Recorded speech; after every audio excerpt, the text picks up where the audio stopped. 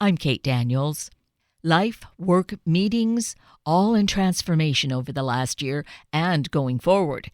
And having some guidelines to handle work and meetings in particular would be a great gift. And the woman to deliver that gift is Mamie Canfer-Stewart, CEO and founder of Meteor, a company focused on making meetings more productive.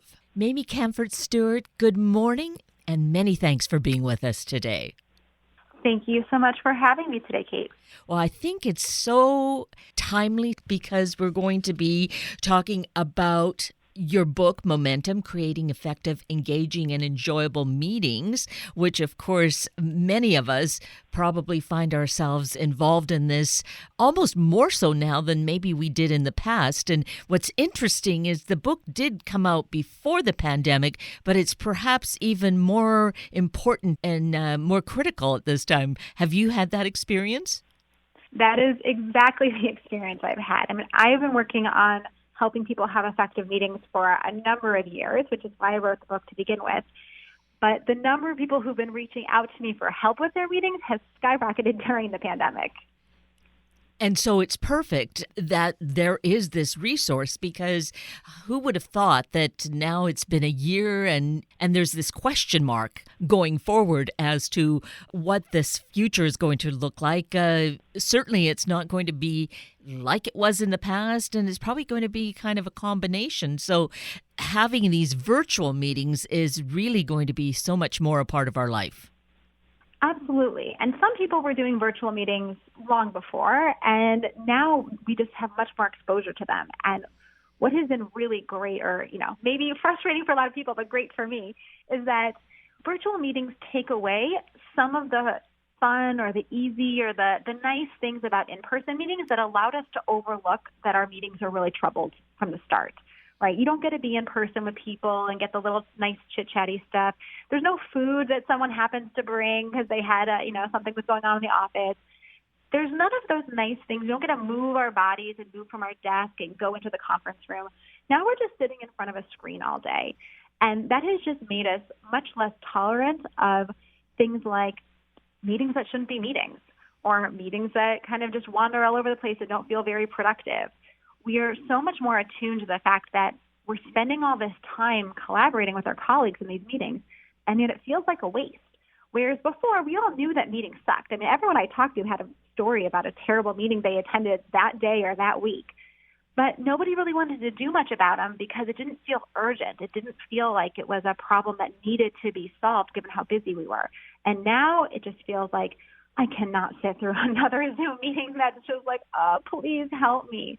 And so I'm hoping that as we move into this kind of next phase post-pandemic, where people get to have flexible work hours and they can kind of work from anywhere, that we take some of these good practices that we're starting to develop around how to have good virtual meetings, bring them into our in-person meetings, and start to find new ways when we have these kind of partial hybrid meetings where some folks are sitting in the conference room in the office and some people are working from wherever they are.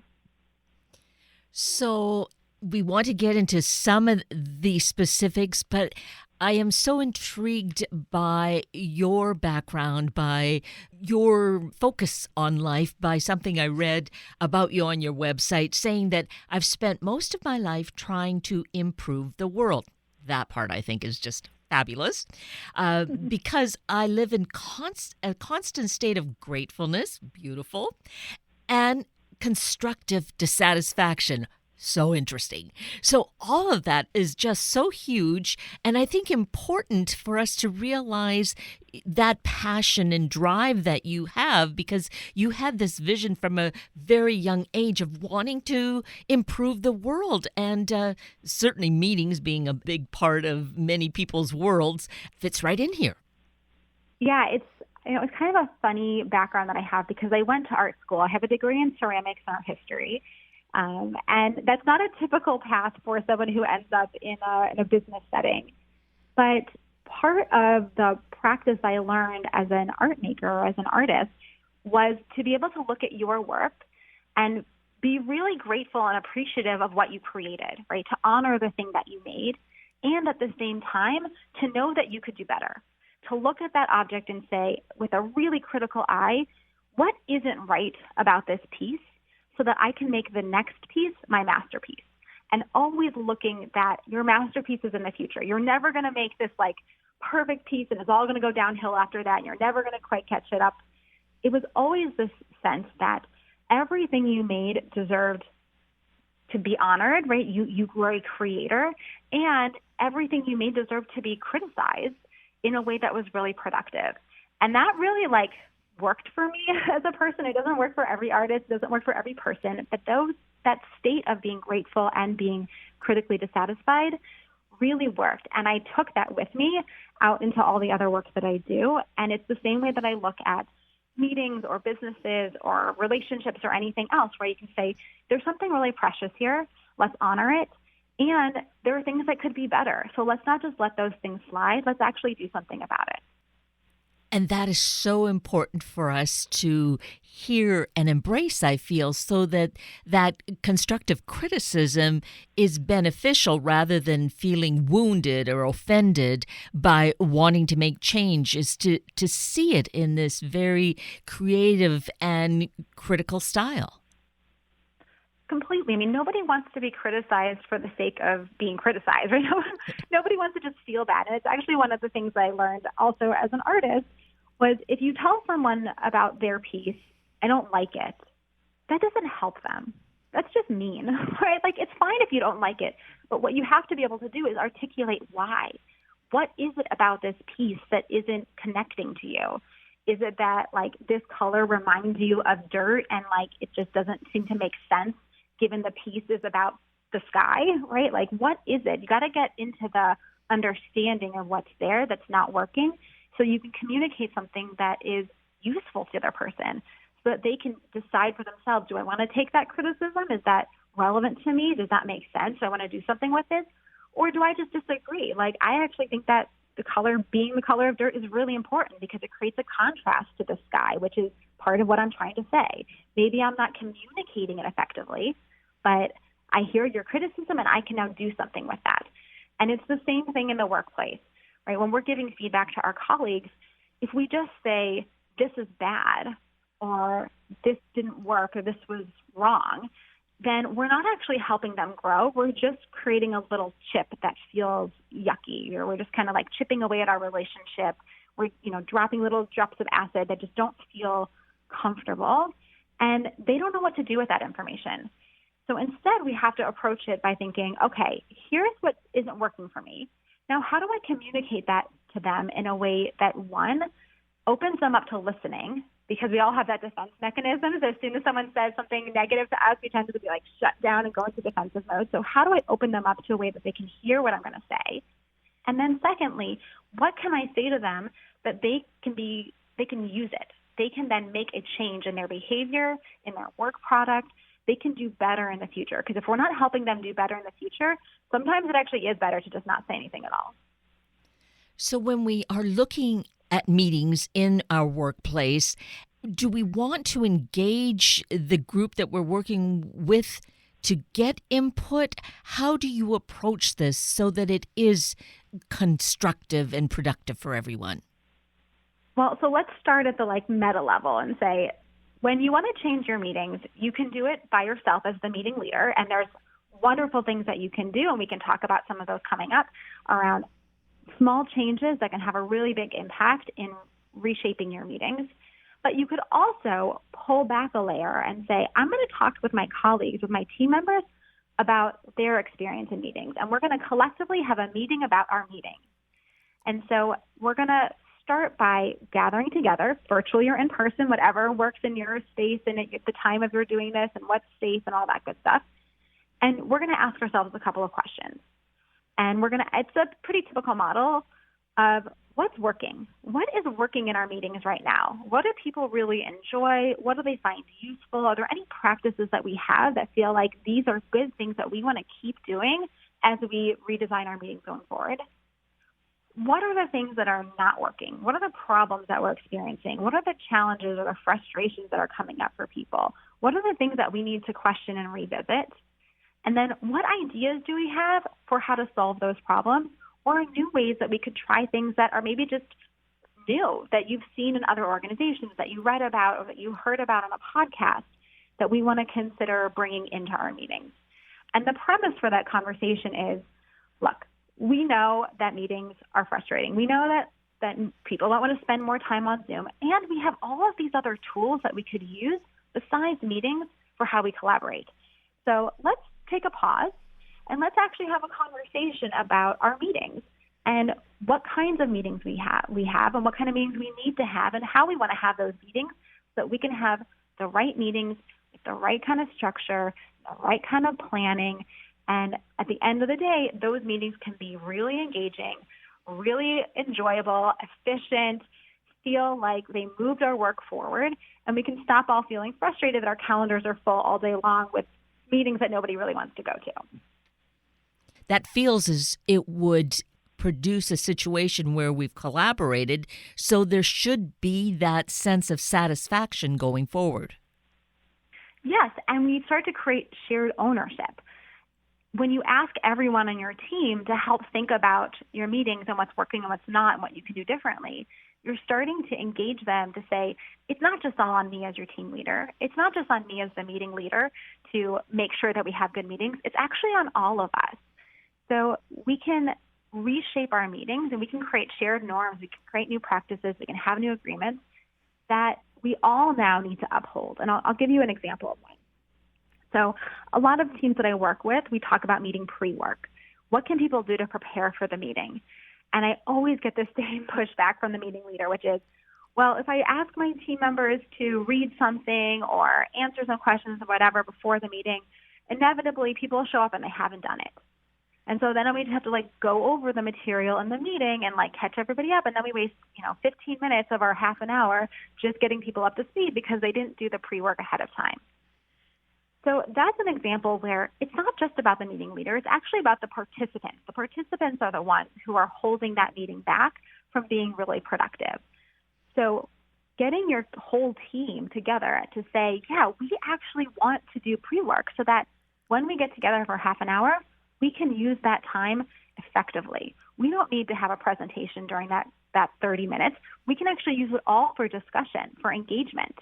So yeah, we are all going to agree that when pre-work is sent, we are going to do it and walk into the meeting having completed whatever reading, whatever listening, whatever activity we're asked to do. We're going to have it done so we can use our time together effectively. And now as a meeting leader, you have commitment from your team. So if people show up and they haven't done the pre-work, you actually have a way to hold them accountable. You can have a conversation with them, depending on who it is and in what context. You probably don't want to do it right then and there. Usually you want to do it in a separate meeting afterwards where you can, pull them aside and say, hey, I know you didn't get to the pre-work today for this meeting. What's going on? What's happening? And then you'll get a chance to hear, oh my gosh, I was so busy. I had too much on my plate. I didn't get to it. I'm so sorry. It will never happen again. Or you'll hear, oh my gosh, I totally forgot. It fell off my to-do list. And then you can have a conversation around, managing tasks and not forgetting things, and you go into your whole managerial stuff, right? Or you hear someone say oh, it didn't seem important. And that's a different conversation you get to have with them. But you can have an accountability conversation when somebody knows that this is expected of them. If you have a really loose culture where people just sometimes they do pre-work, sometimes they don't, there's no consequences, we just go over the meeting, why would anybody want to do anything they didn't have to do like that?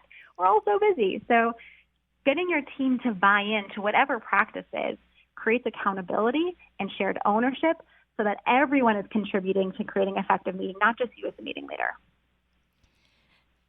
And so this is really respecting everyone's time. And I can see how having that preparation done ahead of time, it saves the larger meeting. You can limit that time. You can really be just much more efficient. Exactly. I mean, one of the things that frustrates me most about meetings is when someone presents information. It's actually one of the reasons we say you should not have a meeting. You should not have meetings to present information. If there's information that needs to be presented, it can be done ahead of time. And there are a couple different modes to do that. One is to write something out, to have a written memo, to have a document, something that's in writing for people to read. Now, a lot of people don't enjoy writing. They find it very time-consuming, or they feel like it loses out on a lot of the context, the emotions, the tone of voice, all the other stuff that comes when you're presenting. So if writing a document doesn't work for you, don't write a document. You can also record a message. You could record a voice message talking through an idea and just speaking it out and send that message to everyone to listen to ahead of time. Again, for some people that's easy and that works really well and is super efficient. For other people, they're like, oh, but I need people to look at the graphs or the charts or the bullet points, and I don't want to just have an audio message because then people will listen to it while they're washing dishes and they won't really hear it. Okay, so record a video message. Do a screen capture and record yourself speaking and giving that same presentation that you would give in the meeting, but just doing it to yourself so that you can have a recording that you can now share this 15-minute video with everyone. And they can watch that video on their own time so that when you get into the meeting, the time you have together, it's so precious. It's so hard to get on people's schedules. So why would you waste it giving a presentation? Instead, send them the video, let people watch it when they have their time, and then when you come together, now you have a solid 30 minutes or hour or whatever time you have to dig right into the content, to get right into the rich discussion, to use your time together, to bounce those ideas, to challenge each other, to come to alignment and make decisions. And one other thing I'll say about this is when you think about the amount of time we have together, a 30-minute meeting really only is 20 minutes of productive conversation. The first 5 minutes is people getting into the room, which is both virtually, physically getting your body into the space, and also repotting people in the conversation they're about to have. Because we're running from a million tasks and meeting to meeting, and we've got our kids running around in the background now, and we got to take bio breaks and all their stuff. When you walk into a room, I know, at least for myself, I've had times where I'm like, who am I meeting with? What is this meeting about? Where are we in the world right now? So you need to start your meeting by just repotting people. This is why we're here. This is what we're trying to accomplish today. This is what our agenda is. And that's going to take 5 minutes between the physically getting into the room and the repotting. Then at the end, your last 5 minutes needs to be a recap. You can't just talk right up until the last second and have people running off saying, oh, I have another meeting to get to. Just fill me later. We don't want to end on that kind of unsatisfying, incomplete note. We need to wrap up our conversation when we have 5 minutes to go so that we can close our meeting, have clarity on what the next steps are, have agreement on exactly what the decisions were that were made. No more of this sounds like we decided something.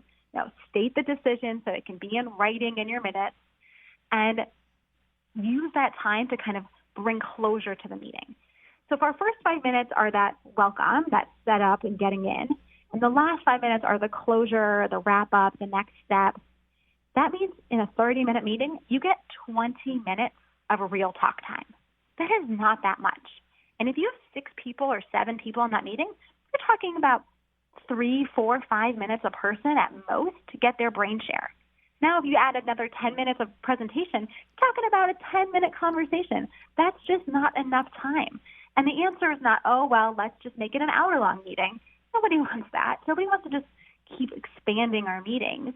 What we need to do is use that time to get efficient and use the time before the meeting to get people prepared, get them the information they need, get them the context, the background, get them to start percolating on the thinking so that when they get into the meeting, it's not the first time they're hearing it. They're ready to jump in. This is so incredible. I can't imagine anyone feeling frustrated if they follow this pattern, this way of moving forward. And your book, the title Momentum, I think captures the essence of being so strategic and being able to really plan this in such a way that it's going to be so effective and efficient for each and every person. Yeah, we called the book Momentum because we said meetings should move work forward. Meetings should be building momentum in your organization. They should be helping you accelerate the work that you're doing, not slowing you down and creating bureaucracy, which is what most of us experience. So when you apply some of these very basic principles, you suddenly transform your meetings, and that actually transforms the culture of your organization. One of my favorite quotes is around meetings being a microcosm of our entire work experience, right? Meetings are where you get to see power dynamics. Meetings are where you make decisions.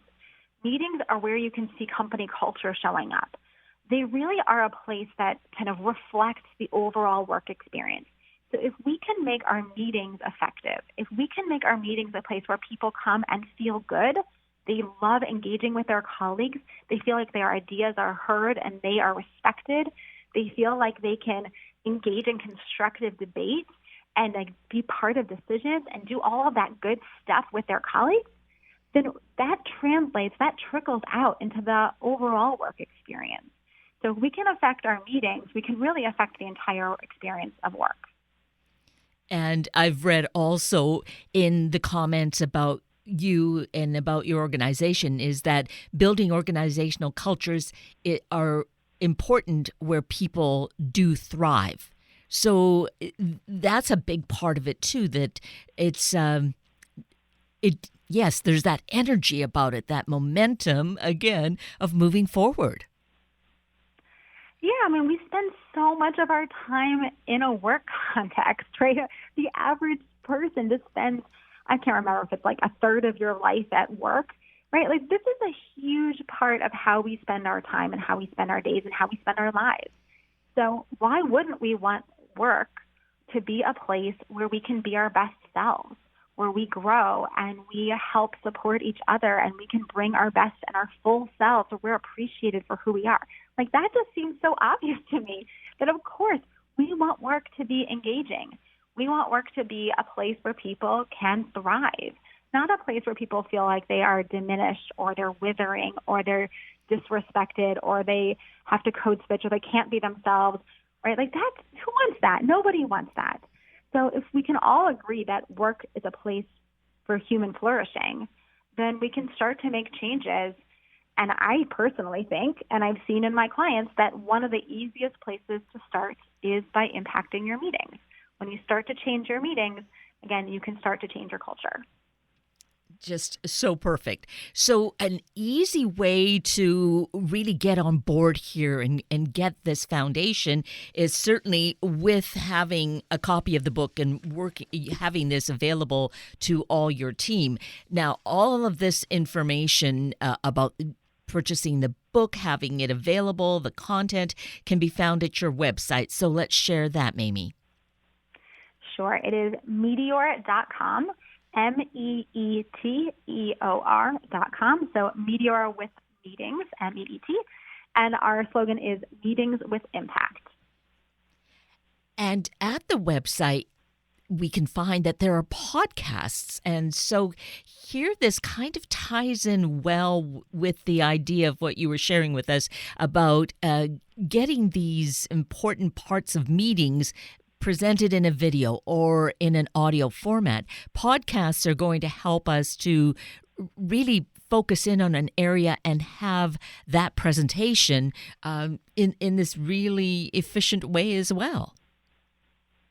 Absolutely. And you can find all kinds of stuff on our Meteor website. We have an online resource center where we have a bunch of different interviews that I've done, webinars that I've given, different presentations. So you can go, it's free to access, and you can get all kinds of different meeting resources. We have a blog that also has a bunch of different articles on leading effective meetings. And we have the book, of course. And we also run live trainings and online trainings and all those good things to help your organization.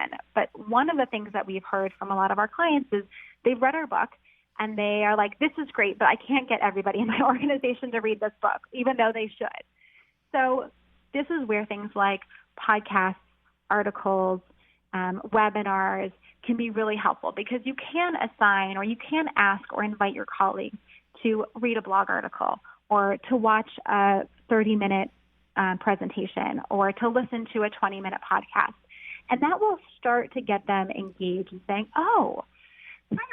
maybe this person is onto something. Maybe there is some changes we can make to our meetings that could really be impactful and wouldn't be a huge investment of our time or resources.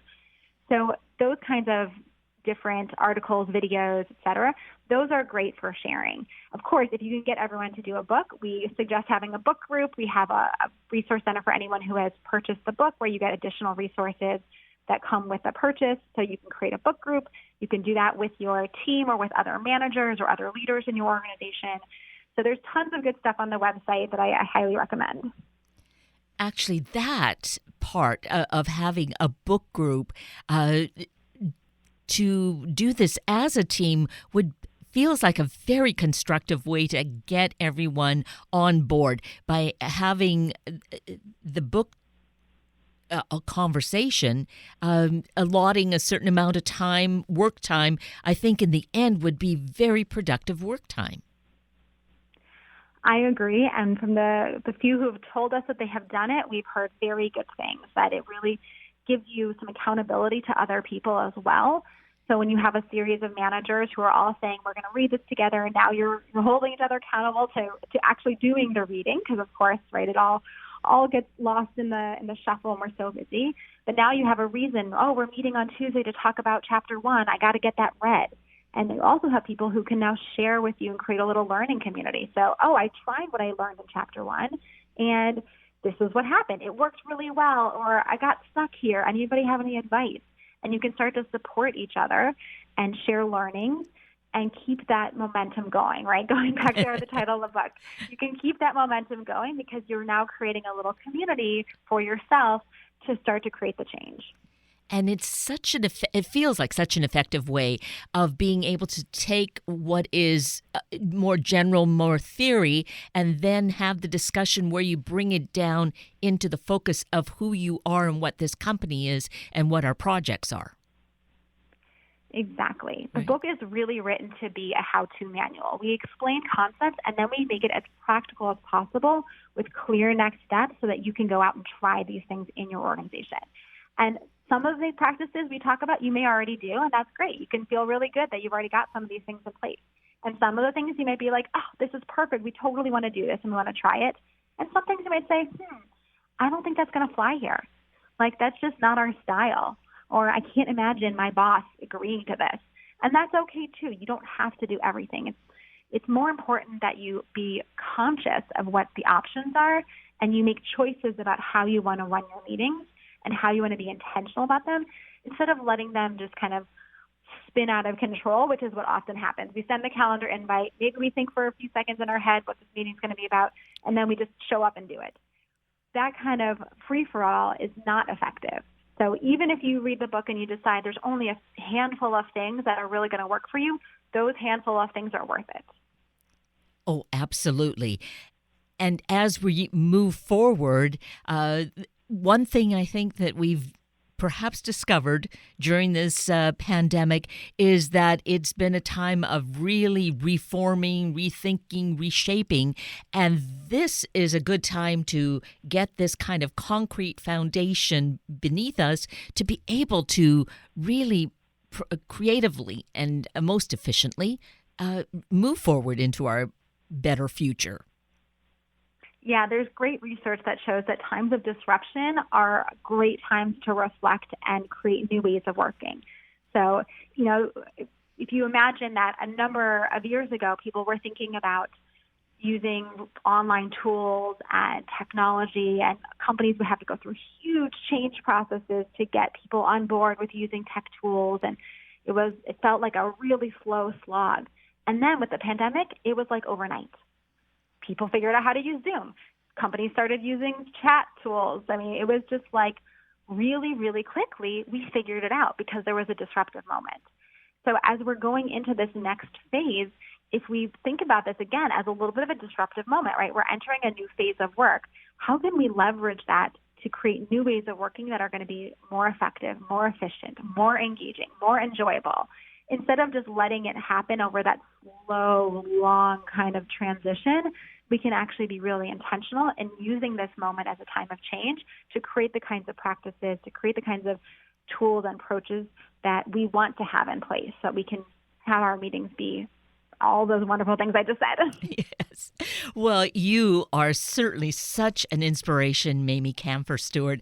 I just so appreciate who you are, what you do, your enthusiasm, and just having this all thought out and ready for us to just use and move forward together. So thank you so much for all your knowledge and for spending time with us this morning.